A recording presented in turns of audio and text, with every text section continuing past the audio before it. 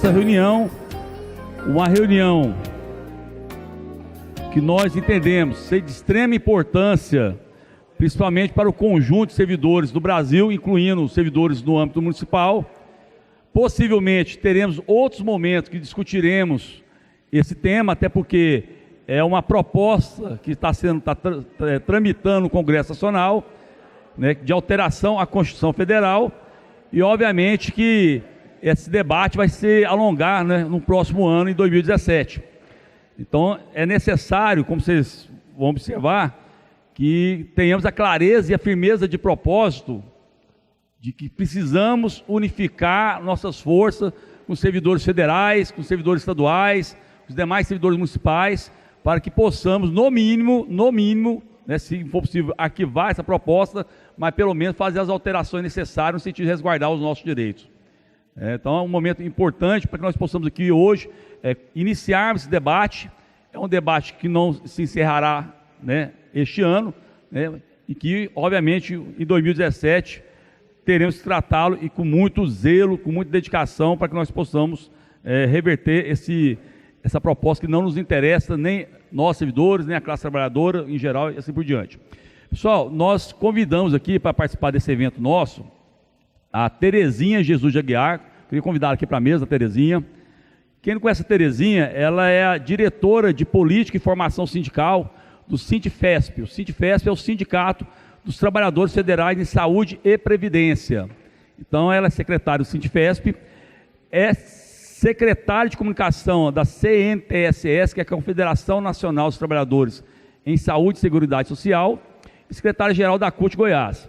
E por que nós convidamos a Terezinha? Porque a Terezinha, ela participa ativamente das discussões com as demais centrais sindicais, né, em relação a várias matérias de interesse aos servidores, incluindo essa questão da proposta da reforma da Previdência no Brasil. Então, como ela está acompanhando diretamente em Brasília esse tema, né, então, e contribuindo muito nessas discussões, nós convidamos a Terezinha para que pudéssemos aqui fazer essa análise de conjuntura neste momento em que tramita a PEC 287. Doutora Arlete Mesquita, todos nós conhecemos, é a nossa assessora jurídica aqui do Sindifisc, né, e presidente da Associação Goiânia dos Advogados Trabalhistas. E também agora ministra do Superior Tribunal de Justiça Desportiva, né, recentemente empossada. Uma salva de palmas para a doutora Arlete, né, que demonstra claramente sua competência em relação à área jurídica. Convidar aqui a Isabel é a nossa secretária-geral e a presidenta da Federação Nacional dos Auditores Fiscais e Fiscais de Atividades Urbanas, que é a FENAFISC, para contribuir aqui na condução dos trabalhos. E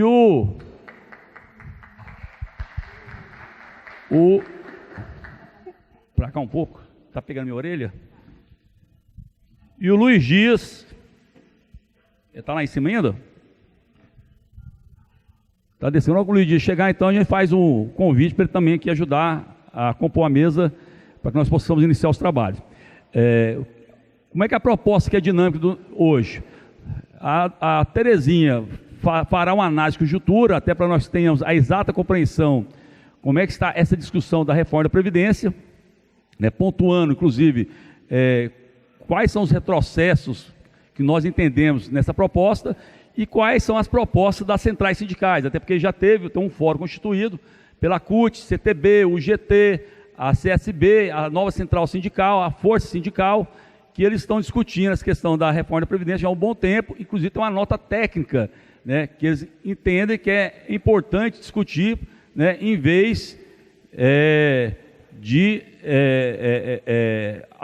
o governo apresentar essa medida, uma medida, por sinal, que não foi discutida com as centrais sindicais, não foi discutida com os trabalhadores, e o mais grave, discutiu com todas as instituições financeiras.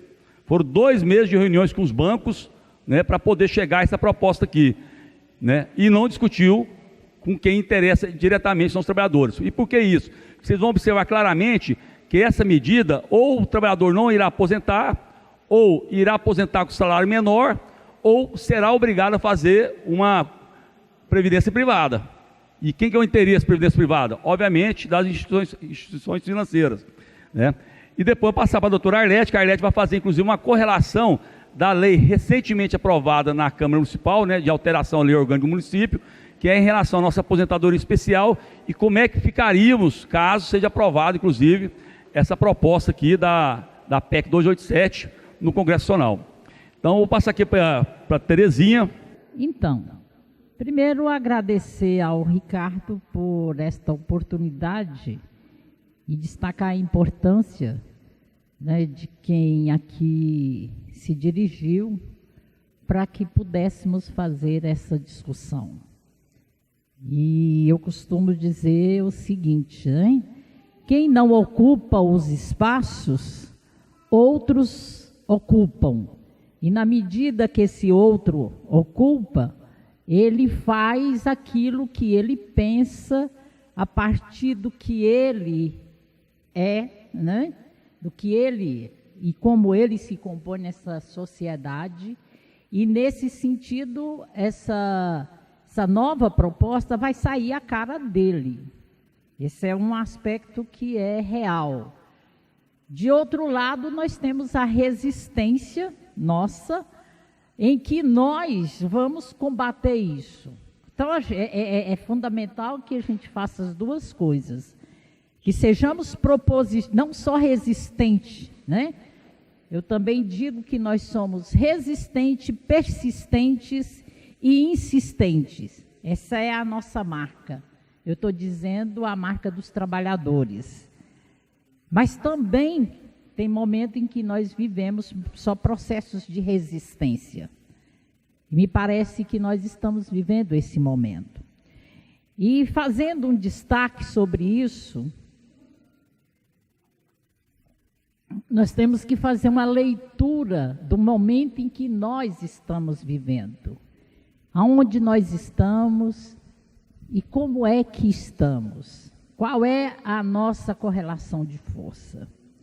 E aí, não vou aprofundar aqui, nem sou doutora em análise de conjuntura, mas eu vou destacar alguns pontos de uma análise de conjuntura que nós fizemos no nosso congresso que aconteceu há 15 dias, o congresso da Confederação Nacional dos Trabalhadores Federais em Saúde e Previdência, destacando, né, que essa confederação ela é um grande guarda-chuva, em que inclusive vocês estão debaixo desse guarda-chuva, né? Hoje a confederação ela tem 2 milhões de trabalhadores na sua base, e nessa base estão trabalhadores públicos, federais, estaduais, municipais, estão o setor privado, tem as categorias, né? E nós estamos, às vezes, em sindicatos de categorias, tipo enfermeiro, assistentes sociais, enfim. É esse grande guarda-chuva.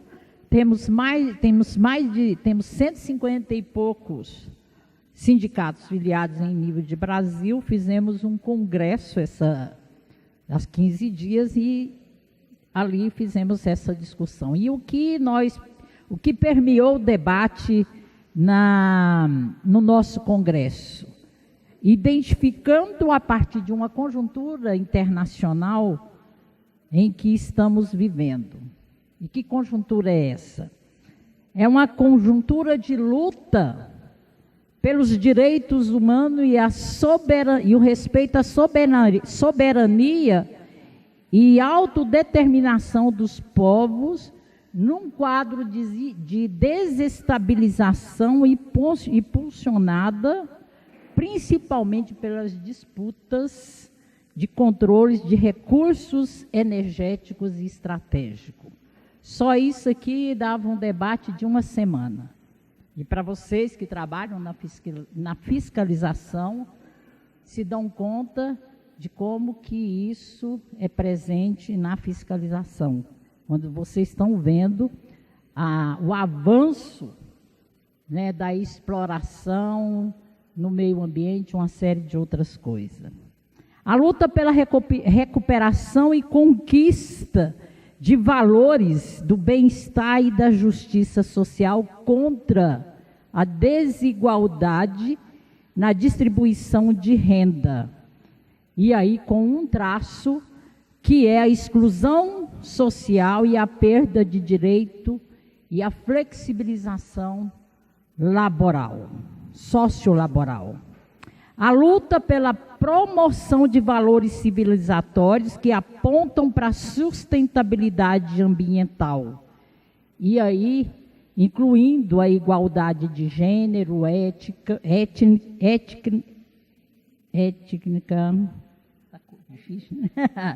racial, aos migrantes, e aí nós estamos vendo o descalabro dos imigrantes que sofrendo aí na Europa,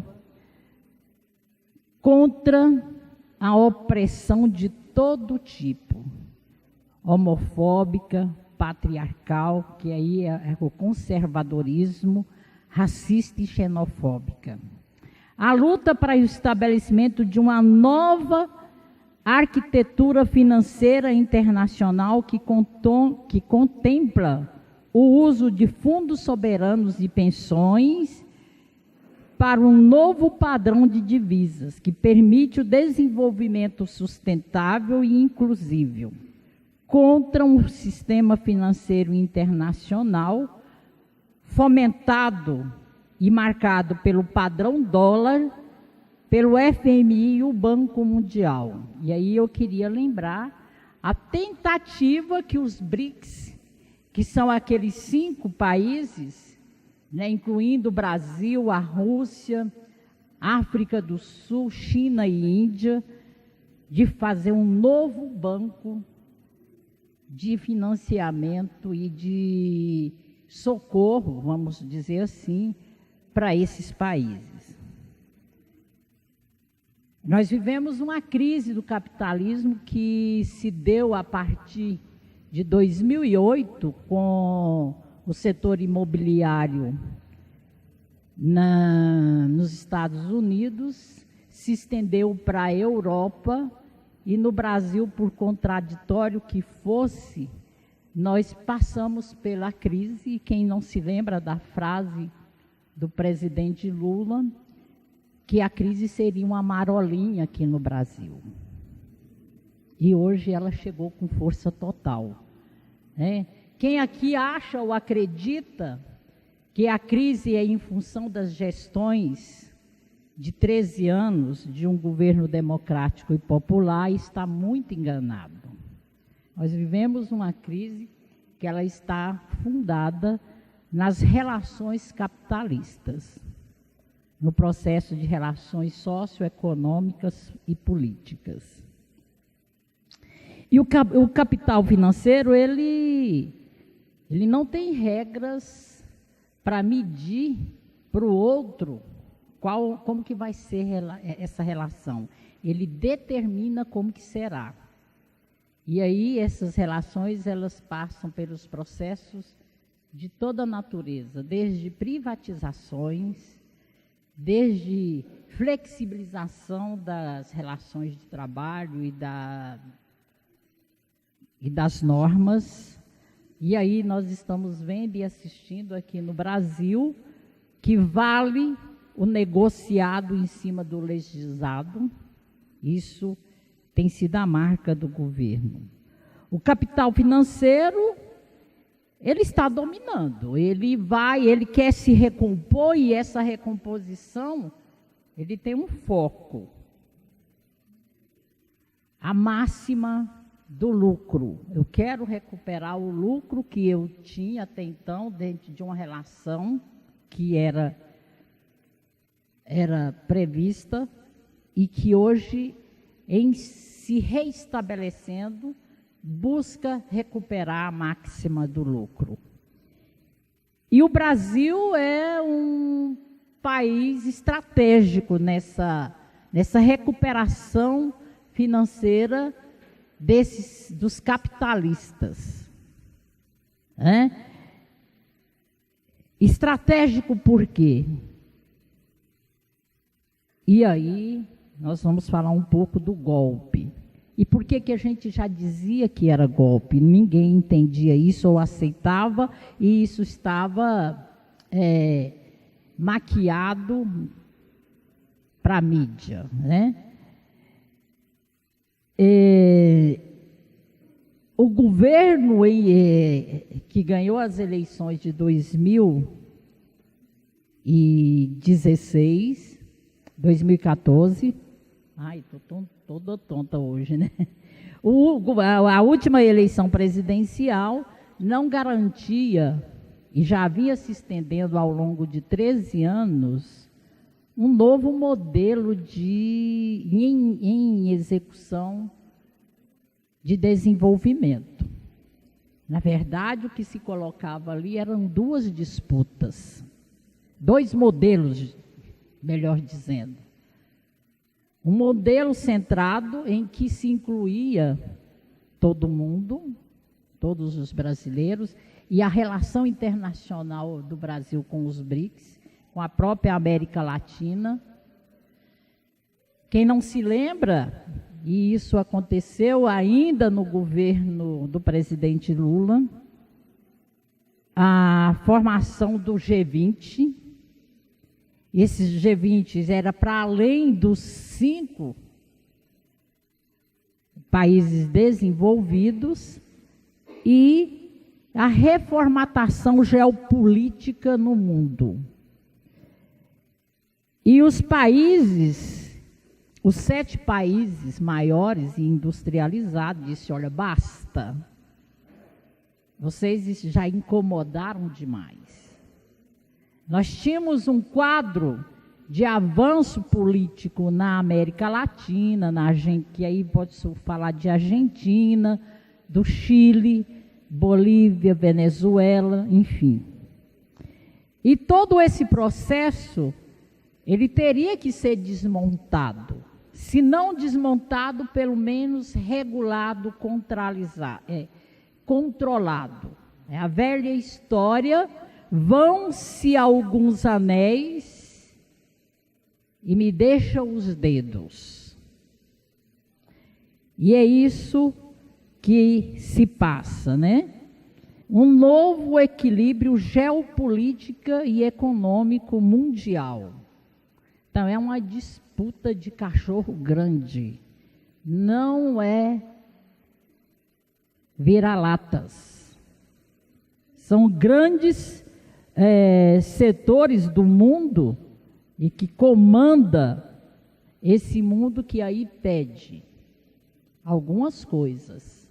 A reforma da Previdência, a reforma trabalhista, a reforma sindical que está vindo por aí, a PEC 55 que foi aprovada, e a PEC 55, moçada, é o grande guarda-chuva, e que debaixo desse grande guarda-chuva vai caber muita coisa.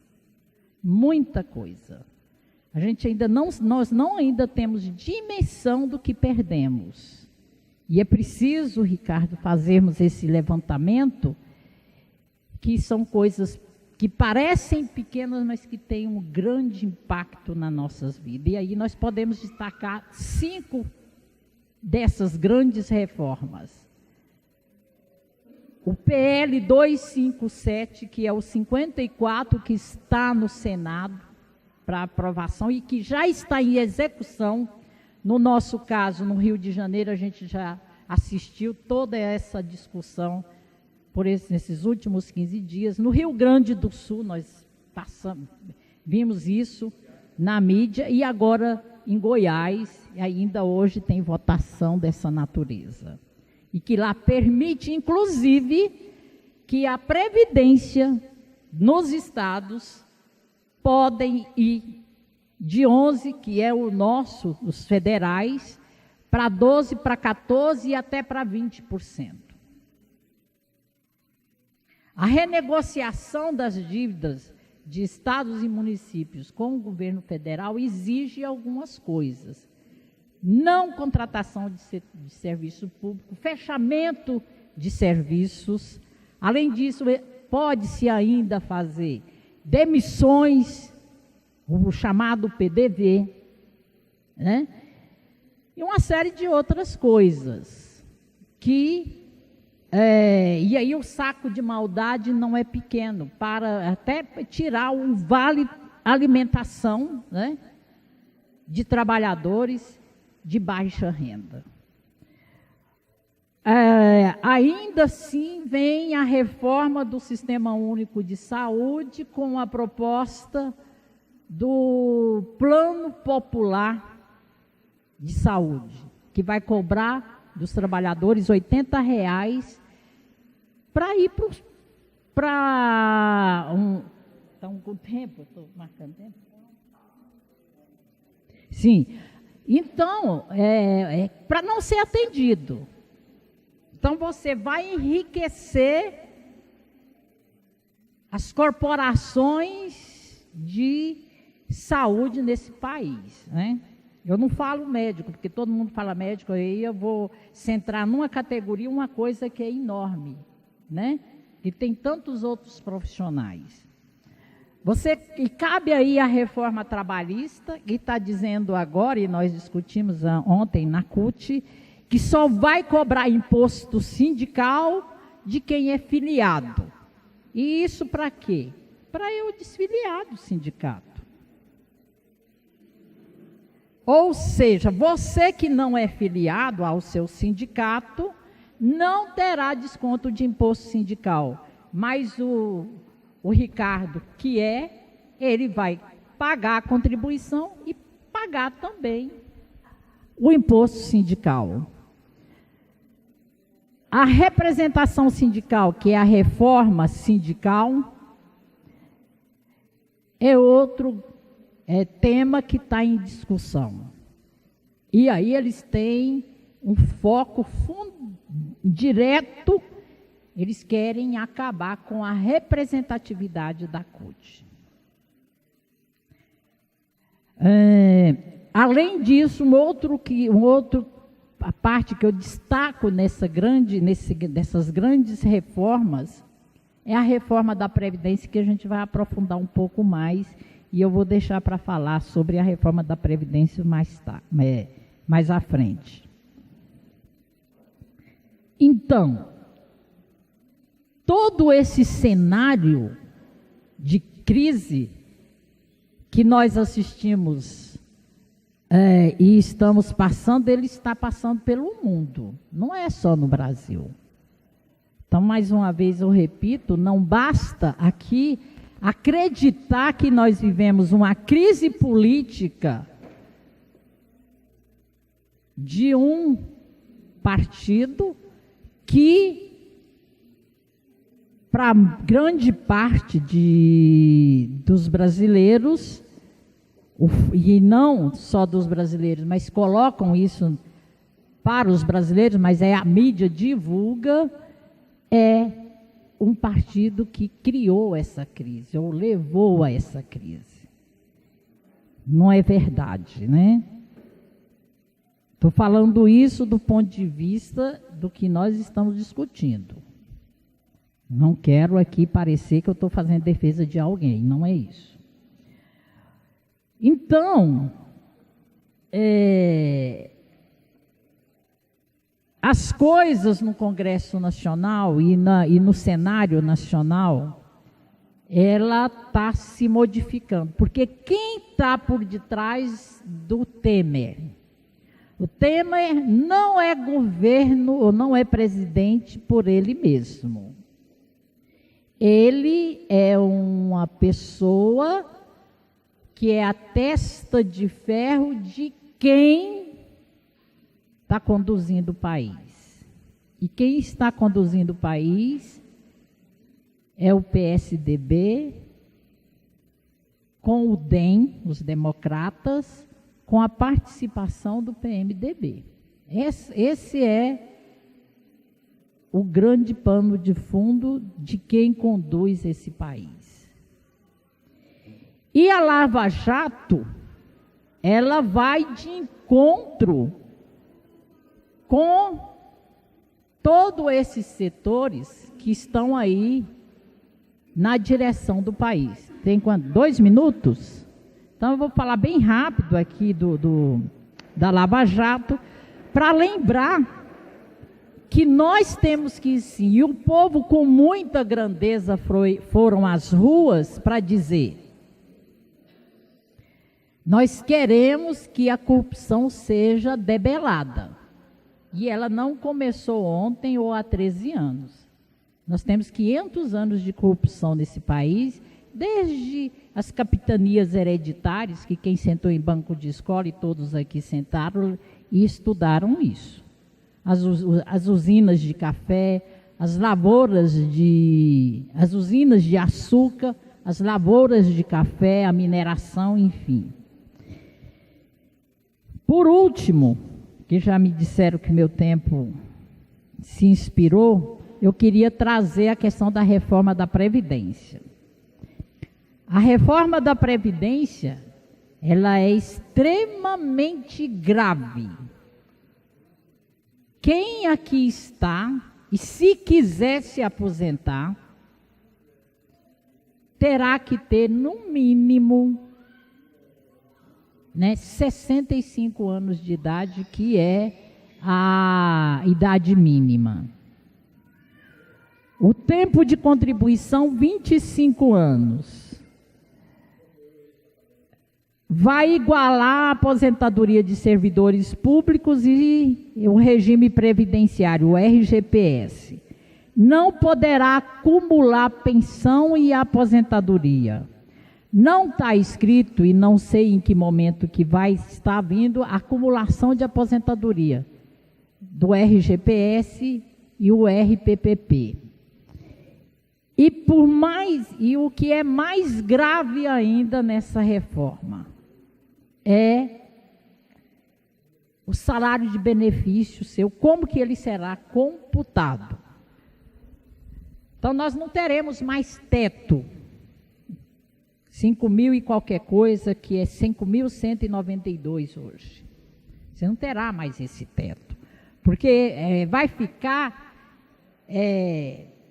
vai ser exigido o seu tempo de contribuição. E para você ter a sua média, para calcular o seu salário de benefício, você terá que ter, no mínimo, 49 anos de contribuição.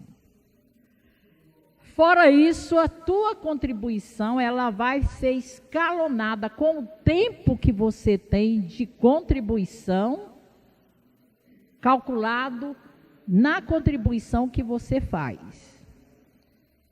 E aí ela parte, o cálculo de contribuição, ela parte do percentual para os proventos em 51%.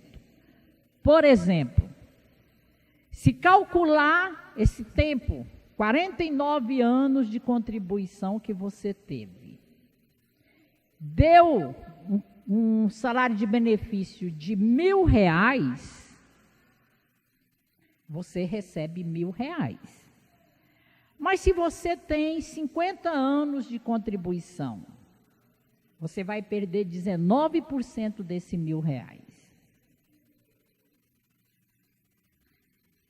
Perdendo 19%, e aí vamos jogar 20 para ser uma conta redonda, seu salário de benefício vai para ser R$800.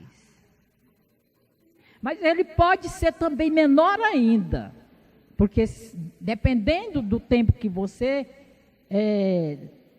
está contribuindo, o percentual mínimo do teto, da base, é 51%. Ou seja, da possibilidade de uma perspectiva de R$1.000 numa aposentadoria, no salário da sua aposentação, pode ser R$510 também. Ou seja, você tem que começar a trabalhar muito cedo, permanecer todo o período trabalhando e contribuindo, porque se você ficar um mês, já começa a complicar a sua vida no cálculo de benefício. Um mês que você deixar de contribuir. Então, moçada, Esse é o quadro. Ricardo, eu ficaria por aqui para a gente poder conversar um pouco mais. Um minuto. As centrais sindicais apresentaram uma proposta de recuperação da Previdência Social, de gestão da Previdência. Foram 6 centrais sindicais que apresentaram essa proposta: a CUT, a CTB, a Nova Central, a UGT, a CSP, né? Quem mais? A Força Sindical, inclusive a Força, né?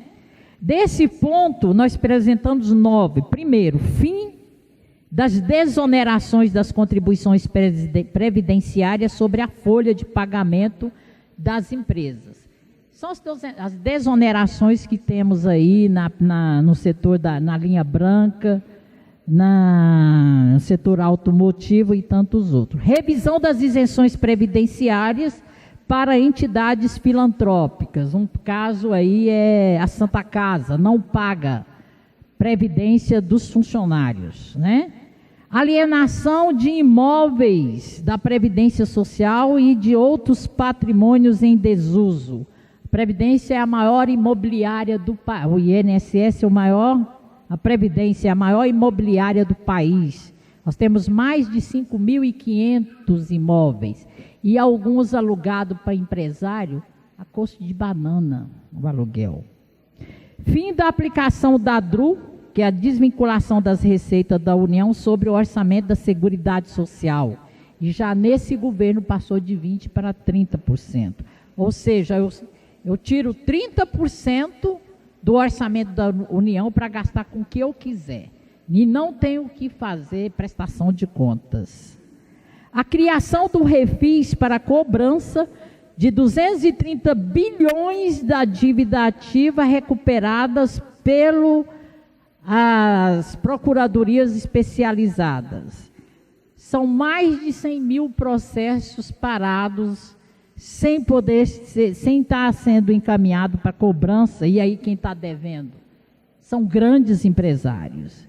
Melhoria na fiscalização da Previdência por meio de aumento do número de fiscais e aperfeiçoamento da gestão. Revisão das alíquotas de contribuição para o setor de agronegócio. Agronegócio paga 2% de Previdência. Destinação da Seguridade Social ou da Previdência e das receitas oriundas da regulamentação de bingos e jogos de azar e a recriação do Ministério da Previdência. Todo mundo aqui acompanhou, o Ministério da Previdência foi extinto, a parte boa, que elabora as políticas de previdência social, está no chapéu do Ministério da Fazenda, portanto, no colo de Meirelles, e a parte concessória, que concede os benefícios, foi para o Ministério do Desenvolvimento Social e Agrário, que é o INSS. E agora está solapando o INSS. Para começar ou para concluir, era isso. Eu teria para estar passando para vocês. E as centrais sindicais estiveram reunidas durante toda essa semana, primeiro para fazer uma avaliação do impacto da reforma na vida do brasileiro e na vida futura de quem vai estar aí aposentando nos próximos anos. A OAB entrou com um pedido no Congresso Nacional para que a discussão fosse feita a partir de audiências públicas. Eles não acataram, não aceitaram, ontem, ou foi antes de ontem, a admissibilidade da proposta foi aprovada. Portanto, ela começa a correr prazo de regimental no Congresso Nacional para votação. A CUT, mais as outras centrais, estão reunidas e agora a ideia é entrar com com a DIN no STF, mas o STF vocês estão acompanhando, sabe que configuração que tem. Portanto, a possibilidade dessa proposta passar é muito alta. Então era isso, obrigada.